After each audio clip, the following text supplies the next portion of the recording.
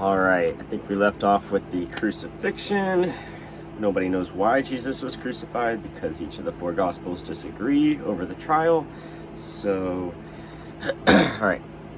In both passages alluded to by Jesus, the royal figure is described as if he were divine. In Daniel 7, the Son of Man ascends to the heavenly throne to sit beside the Ancient of Days. He also comes on the clouds of heaven, something that only God does in Jewish scripture.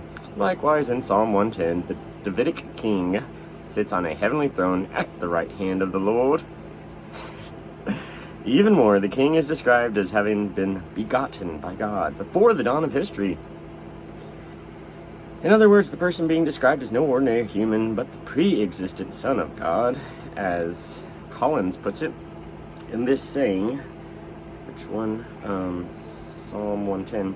Jesus claims to be a Messiah of the heavenly type who will be exalted to the right hand of God. Being seated at the right hand of God implies being equal to God. Well, then just say that. At least in terms of authority and power.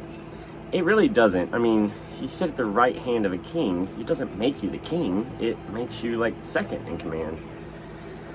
The allusion to Daniel 7 reinforces the heavenly messianic claim. Which, remember, Messiah just means anointed. So you get a drop of oil, put it on your head, boom, you're a Messiah. It is no coincidence that Jesus answers Caiaphas' question about his identity by quoting two passages from the Old Testament in which the Messiah appears to be divine. In this way, Jesus is using the scriptures to reveal that he is not just the Messiah, but the divine Son of God. Aren't we all? Third, the reaction of Caiaphas and the Sanhedrin confirms the divine implications of Jesus' answer. And again, I think this whole Sanhedrin trial was not in John. I think it's in the other three.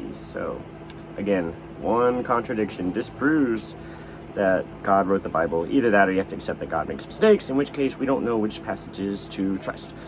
Alright.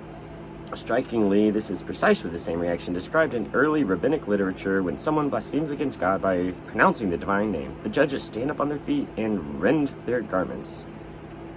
Oh, I skipped the line where they strip his clothes off. And I still don't understand whose clothes. It says Caiaphas immediately tears his garments. Does he mean his own or Jesus's? Not surprisingly, the Sanhedrin condemns Jesus to death. Recall once again that simply claiming to be the Messiah was not blasphemy. If Jesus is claiming to be a divine Messiah who will be seated on a heavenly throne like God and come in on the clouds of heaven, then he's like, oh, whatever. Then the charge of blasphemy makes sense. In the words of W.D. Davies and Dale Allison, it is also possible that Jesus himself was in fact accused of blasphemy, not for claiming to be the Messiah, nor for speaking against the temple, nor for the things done during the course of his ministry, but for seating himself on a throne in heaven. Oh my gosh, it's like watching a children's cartoon and then trying to analyze it really hard, like, oh, why did that unicorn fly in on a rainbow? Who cares? This suggestion finds support in first century Judaism. For example, Philo of Alexandria, Jewish contemporary of Jesus, described as blasphemy the words of any man who has dared to compare himself to the all-blessed God. Well, consider me a blasphemer. Equally striking are the words of Josephus, the first century Jewish historian. Let him that blasphemes God be stoned, then hung for a day, and buried ignominiously, and in obscurity. In other words, when it comes to a case of blasphemy against God himself, execution alone is not enough. The offense requires crucifixion. It literally does not. It says hung. So that all can see the shame of the one who has dared to blaspheme God. Oh my God. Geez, it would have been scary to live around these dumb people who kill you for nothing, for muttering the wrong words, because their great-great-grandpa told them something was true and it wasn't. Although under Rome it was not lawful for the Jewish leaders to put Jesus to death by stoning, according to John, they can still hand him over to be hung on a tree by the Romans. He keeps putting hung in quotes because I think he knows you're doing a little bait and switch there, or what's that called? Yeah, whatever. Fourth and finally, it's important to remember that Jesus' declaration before Caiaphas isn't the first time Jesus is accused of blasphemy. Both the Synoptic Gospels and the Gospel of John testify to previous incidents when Jesus is accused of blasphemy during his public ministry. Matthew 9:3, Mark 2:6, John 10:30. These other charges of blasphemy are consistently ignored by those who claim that Jesus was condemned to death for speaking against the temple. Is that the straw man here? The reason the evidence poses great difficulties for those who contend that Jesus never claimed to be God. Oh, the reason is, okay, and that in one reason why such an idea fails as a historical explanation. In order to work, it has to ignore or dismiss key pieces of evidence.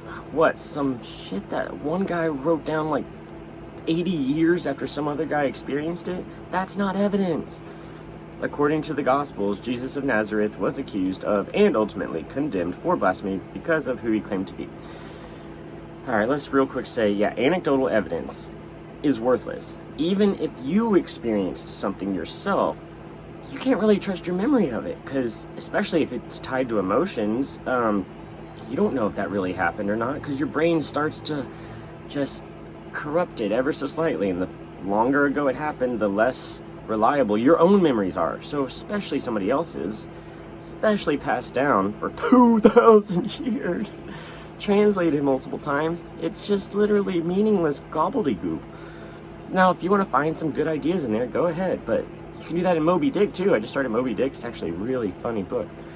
And inspirational. Although John's Gospel does not contain an account of Jesus' proclamation before Caiaphas, oh my god, no way. It does report on the chief priests and scribes publicly accuse Jesus of blasphemy on the day of his crucifixion. What is this law to which the chief priests and scribes are referring? It is the biblical law against blasphemy. He who blasphemes the name of the Lord shall be put to death. Leviticus 24:16.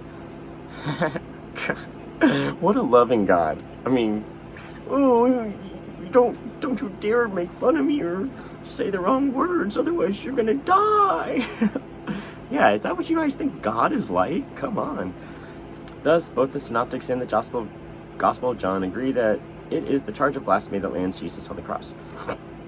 The evidence presented here suggests that the now popular idea that Jesus never claimed to be anything more than the ordinary human, I've never heard that put forward, so I don't know if it's popular, totally fails to deal with the actual historical evidence, of which there's none. There is no evidence. You can't use anecdotes written down way later and then translated 7 times. That's not evidence. That's not good enough. Jesus' words and actions regarding the temple might have got him hauled into the Jewish court, but it was what he said about himself that got him crucified. As Benedict XVI has written, let all the priests who have molested children get away with it. Oh no, sorry. It is during Jesus' trial before the Sanhedrin that we see what was actually scandalous about him. He seemed to be putting himself on an equal footing with the living God himself, which we all should, because you are God and so am I.